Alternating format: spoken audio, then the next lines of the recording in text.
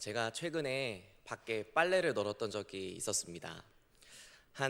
두 주 전까지만 해도 햇살이 굉장히 강하고 날이 정말 더웠습니다. 그래서 빨래를 햇빛에 말리면 아주 바짝 마르겠거니 하고 또 살균도 되겠거니 하고 그렇게 빨래를 널었습니다. 근데 밖에 나갔다가 들어오니까 빨래가 바닥에 다 떨어져 있는 거예요. 바람이 그날 좀 많이 불었는데요. 바람에 다 떨어진 것 같습니다. 다시 빨아야겠다 하고 속상한 마음으로 그 빨래를 다 주워서 집으로 들어갔습니다. 그런데 진짜 일은 지금부터 시작되었습니다. 빨래를 놓는 그 순간 밖에 있었던 곱등이인지 귀뚜라미인지 어느 작은 벌레가 저희 집을 뛰어다니기 시작하는 겁니다. 제가 원래 벌레를 막 무서워하는 스타일은 아닌데요. 이 친구를 제가 못 잡으면 밤에 이 친구가 저희 집을 계속 돌아다닐 것 같은 그런 예감이 들었습니다. 그래서 제가 몸이 굳은 채로 결단을 했습니다. 그래, 내가 무슨 일이 있더라도 이 친구를 밤에 잡고 잠에 들겠다. 그래야 잠잘 수 있을 것 같았습니다. 저는 그렇게 휴지를 준비해서 손으로 이 친구를 잡기 시작했습니다. 여러분, 잡았을까요? 놓쳤을까요? 네, 잡았으면 오늘 얘기 안 했을 겁니다. 놓쳤습니다. 잽싸게 책장 뒤로 숨더라고요. 가장 중요했던 이 첫 번째 기회를 놓치고 말았습니다. 정말 망연자실했고요. 네, 머리가 멍해졌습니다. 하지만 이대로 끝낼 수가 없었습니다. 저는 무슨 일이 있더라도 이 친구가 알을 낳을 수도 있고 뛰어다닐 수 있기 때문에 플랜 B를 준비했습니다. 그래서 F킬러로 소독하기로 작전을 변경했습니다. 밖에 나가서 F킬러를 사오는데요. 혹여라도 그 사이에 이 친구가 나와서 뛰어다닐까, 다른 곳으로 이동할까 싶어 불을 켜고 밖에 나갔습니다. 네, 불 끄면 더 활동 많이 하잖아요. 그렇게 잽싸게 다녀왔습니다. 그리고 책장 뒤에 있는 그 들어간 곳을 향해서 F킬러를 난사했습니다. F킬러를 아주 도배를 했어요. 이 정도면 안 해서 죽었겠지, 그런 생각을 했습니다. 그리고 밤에 침대에 누웠는데 아까 그 친구가 생각나더라고요. 안 죽었으면 어떡하지? 불 끄고 방에 뛰어다니면 어떡하지?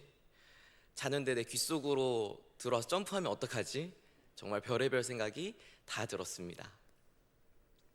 마음 가운데 두려움이 찾아왔지요. 하지만 이내 평정심을 되찾고 저 안에 F킬러로 잘 소독되었으리라 믿음을 되뇌이면서 그렇게 잠에 들었습니다. 자고 일어나니 아무 일도 일어나지 않았습니다. 감사하게도요. 하지만 다음 날이 되어서야 그 실체를 알게 되었습니다. 밖에 나갔다가 집에 들어오니까요, 문을 탁 여니까 저를 반겨주고 있더라고요. 문 앞에서 마치 꼬리를 반갑게 흔들면서 저를 맞이하는 강아지와 같았습니다. 그래서 저는 어제 산 그 F킬러 가지고 잘 처리해 주었습니다. 네, 빨래 한번 잘못 널었다가 집 안에 들어온 한 친구 때문에 제가 그 밤에 얼마나 두려웠는지요. 그 작은 친구 하나 때문에 제가 별짓을 다 하고 별의별 생각이 다 들었습니다. 제가 얼마나 작아 보였는지 모르겠습니다. 성도님들은 어떠신가요? 네, 작은 벌레에도 담담하시나요? 아니면 좀 겁에 질리시거나 아니면 소리를 지르시고 어떤 쪽에 속하십니까? 네, 그런데 여러분, 이렇게 겉으로 보이는 것보다도 사실 더 무서운 게 있습니다. 삶에 대한 두려움입니다. 나의 건강과 또 자녀의 앞길을 볼 때에 괜찮다, 아무 일도 아니다 라고 담담해하지만 다리가 떨리는 그런 게 우리의 삶이 아닙니까? 우리는 신앙생활을 오래 했어도 또 여러 가지 불안한 문제 앞에서 여전히 두려움에 떠는 그런 연약한 존재들입니다. 오늘 성경에 등장하는 인물도 그랬습니다. 우리보다 훨씬 겁 많고 또 떨었던 원조 겁쟁이 한 사람이 등장합니다. 바로 기드온입니다. 하나님은 왜 하필 이런 겁쟁이를 찾아오셨을까요? 하나님께서 그 겁쟁이를 어떻게 다루시는지 함께 보면서 위로를 얻길 바랍니다. 여러분, 기드온이 얼마나 겁쟁이였냐면요, 포도주 틀 속에서 타작을 했습니다. 당시 타작마당은 바람이 잘 부는 언덕 위 넓은 곳에 있어야 껍질을 잘 날려 보낼 수 있었습니다. 그러나 기드온은 미디안 사람들의 눈을 피해서 깊숙이 파인 좁은 포도주 그 틀 속에 웅크려 앉아 밀을 조금씩 까불리고 있었습니다. 바람이 통하지 않는 곳에서 땀을 뻘뻘 흘리며 그렇게 숨죽여 일하던 그의 모습을 볼 때 당시 기드온이 얼마나 두려워했는지, 또 이스라엘이 얼마나 절망에 빠졌었는지 보여줍니다. 또한 뿌리 깊은 패배의식과 열등감이 있었습니다. 하나님이 부르실 때 기드온의 첫 대답은 나의 집은 므낫세 중에 극히 약하고 나는 내 아버지 집에서 가장 작은 자니이다 였습니다. 자존감은 바닥이었고 하나님에 대한 원망과 의심, 이런 것들로 가득 차 있었습니다. 그럼에도 하나님은 기드온을 찾아오셨고 그를 부르셨습니다. 사사기 6장 12절 말씀을 함께 읽도록 하겠습니다. 사사기 6장 12절입니다. 여호와의 사자가 기드온에게 나타나 이르되 큰 용사여 여호와께서 너와 함께 계시도다 하매. 하나님이 기드온을 찾아오셔서 뭐라고 부르십니까? 큰 용사래요. 이렇게 겁 많고 두려움 많은 기드온에게 큰 용사라고 불러주십니다. 그리고 뒤에 큰 용사라고 부르는 그 이유가 나옵니다. 큰 용사여 여호와께서 너와 함께 계시도다. 기드온의 성격이나 담력, 그 어떤 것을 보신 것이 아니라 내가 너와 함께 하기에 큰 용사이다 라고 말씀하신 것입니다. 모세를 부르셨을 때에도 마찬가지였습니다. 모세는 미디안 광야에서 40년간 양을 쳤고 나는 입이 뻣뻣하고 혀가 둔한 잔이 안 됩니다 라고 말하며 위축되어 있었습니다. 그런 모세에게 하나님은 화려한 말솜씨나 군대를 주신 것이 아니라 약속 하나를 주셨습니다. 내가 반드시 너와 함께 있으리라. 80세의 노인 모세가 이집트의 바로 앞에서 당당히 설 수 있었던 그 힘은 바로 하나님의 함께 하심이었습니다. 여호수아도 마찬가지였습니다. 모세 지도자 이후 거대한 그 가나안 땅을 앞두고 두려움에 떨었던 이 여호수아에게 하나님이 주신 용기도 바로 이것 하나입니다. 여호수아 1장에 내가 모세와 함께 있었던 것 같이 너와 함께 있을 것임이니라. 내가 너를 떠나지 아니하며 버리지 아니하리니 강하고 담대하라. 사랑하는 성도님들, 성경 어디를 보아도 하나님은 내가 원래 실력이 좋으니 큰 용사야 라고 말씀하시는 것을 찾아볼 수 없습니다. 언제나 두려움에 떨고 있는 자를 찾아오셔서 딱 한마디를 덧붙이십니다. 내가 너와 함께 한다. 내가 너와 함께 할 거야. 이 한마디가 겁 많은 인물들의 힘의 근거가 됩니다. 우리 역시 참 연약해져 있을 때, 몸과 마음이 지쳐 있을 때 힘을 낼 수 있는 이유는 하나님이 나와 함께 하시지, 그 크신 하나님이 내 손을 꼭 붙잡고 계시지 라는 이 사실 한 가지 때문입니다. 성도된 우리의 가장 큰 특권입니다. 크신 하나님이 나와 함께 하시고 동행하심, 이것을 믿음으로 나아갈 때 세상이 감당치 못할 하나님의 큰 용사로 서 있게 되는 것입니다. 그렇습니다. 큰 용사는 다른 것이 아니라 하나님이 나와 함께 하심, 그 함께 하심을 믿는 것에서 출발합니다. 가장 어려운 순간에 내 삶 가운데 하나님께서 나에게 주신 그 동행하심의 약속을 붙들어라. 오늘 기도원을 통해서 연약한 우리 삶에 꼭 필요한 말씀을 주십니다. 오늘 하루 주님이 함께 하심을 믿고 그렇게 나아가는 성도님들 되시길 바랍니다. 그렇게 하나님이 큰 용사로 부르신 기드온, 이제는 주님 앞에서 다듬어져 갑니다. 바로 그의 순종으로 말입니다. 하나님이 기드온에게 첫 번째로 주신 사명은 미디안과 싸우는 것이 아니라 자기 아버지 집에 있던 바알의 그 제단을 헐고 아세라상을 찍어버리는 것, 그것이었습니다. 그의 마음이 어땠을까요? 덤덤하게 사명감으로 그렇게 잘 해냈을까요? 그렇지 않았다는 거죠. 사사기 6장 27절의 말씀을 보니까요, 기드온이 그의 아버지의 가문과 그 성읍 사람들을 두려워함으로 이 일을 감히 낮에 행하지 못하고 밤에 행하니라. 지금 대낮에 당당하게 도끼를 들고 간 것이 아니라 조마조마하게 가슴 뛰면서, 그것도 다 잠든 캄캄한 밤에 몰래 가서 부수었습니다. 떨면서 한 순종이었습니다. 그런데 하나님께서 이 연약함을 책망하지 않으시고 두려움 속에서 발을 내딘 그 작은 순종을 귀하게 받으셨습니다. 그렇습니다. 하나님께서 원하시는 순종은 두려움 없이 담대한 순종이 아니라 두렵지만 주님 말씀에 한 걸음 내딛는 순종입니다. 또 한 가지는요, 기도는 순종을 통해서 다듬어져 갔습니다. 미디안 연합군 13만 5천 명, 이 13만 5천 명을 대적하기 위해서 겨우 3만 2천 명이 모였습니다. 4대 1의 싸움입니다. 그런데 하나님은 사람이 너무 많다 하시며 두려워하는 자 2만 2천 명을 돌려보내셨습니다. 남은 사람이 몇만 명 남아 있습니까? 네, 10,000명 남아 있습니다. 10,000명이요. 4대 1이면 보나마 하나 지는 싸움입니다. 그런데도 돌려보내십니다. 제가 만약 군대 리더였다면 이 일에 대해 하나님께 물었을 것 같습니다. 따졌을 것 같아요.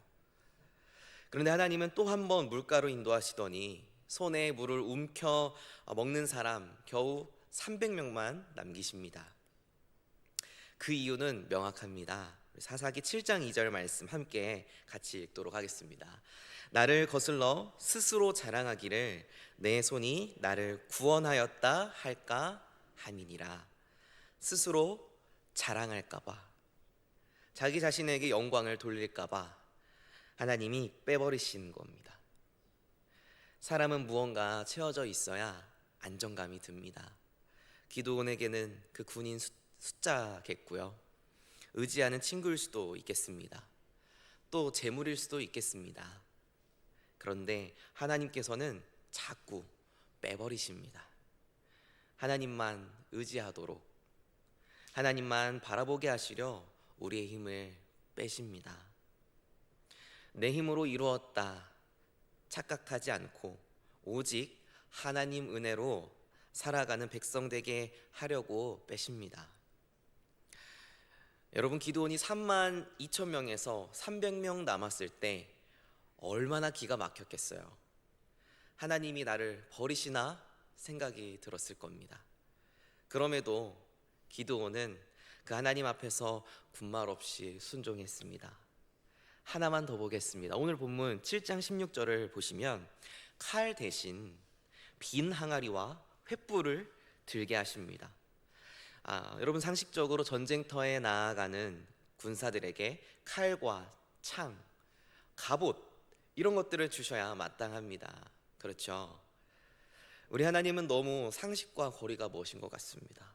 누가 봐도 칼이 있어야 되는데 뻔히 다 알고 있는 사실입니다. 누구나요. 하나님, 지금은 칼이 필요합니다. 하나님도 다 아시잖아요. 전쟁 중이라고요. 기드온이 하나님께 이야기할 법한 사안입니다. 여러분, 하나님께서 지금 전쟁 중인 거 아실까요? 모르실까요? 네, 아시지요. 하나님이 더 잘 아실 거예요. 그럼에도 내 생각과는 전혀 다른 생각을 갖고 계시고 상식과도 거리가 먼 하나님을 보게 됩니다. 그런데 우리도 종종 비슷한 경험을 할 때가 있습니다. 하나님, 지금은 이런 시기입니다. 그거 아니고 이겁니다. 지금은 이게 필요하고요. 이래야 살아납니다. 우리는 종종 하나님께 이야기합니다. 그런데 하나님께서 뭐가 필요한지, 어떤 것이 중요한지 정말 모르실까요? 아시지요? 분명히 다 아실 겁니다. 분명히요. 더 좋은 거 주시려고 인도하시고 또 뒤에 계획이 있으실 겁니다. 실제로 뒤에 어떤 일이 일어나냐면요, 하나님께서 미디안 진영의 군사들을 골짜기 안에 다 몰아넣으십니다.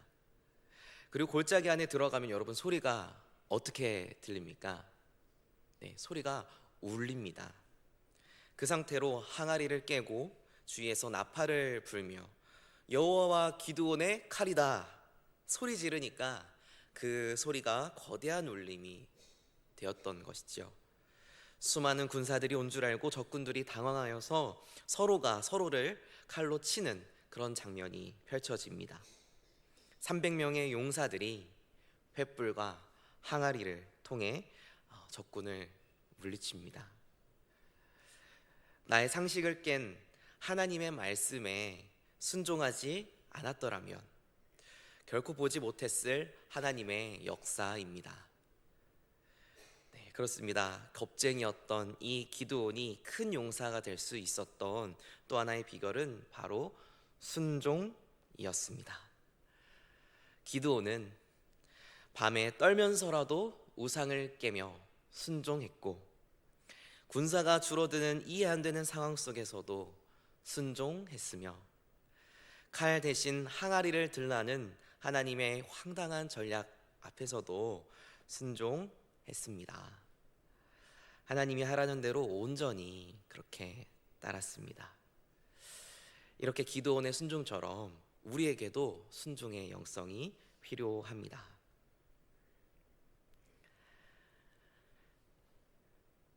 우리의 신앙의 길에는 다 납득이 되어서 가는 길은 없는 것 같습니다. 하나님을 신뢰하기에, 하나님을 믿기에 내 생각을 내려놓고 따르는 것입니다. 아들을 바치는 엄청난 순종이 아닙니다. 그저 나의 삶 한가운데 한 발 내딛는 그 순종을 받으시고 사용하십니다.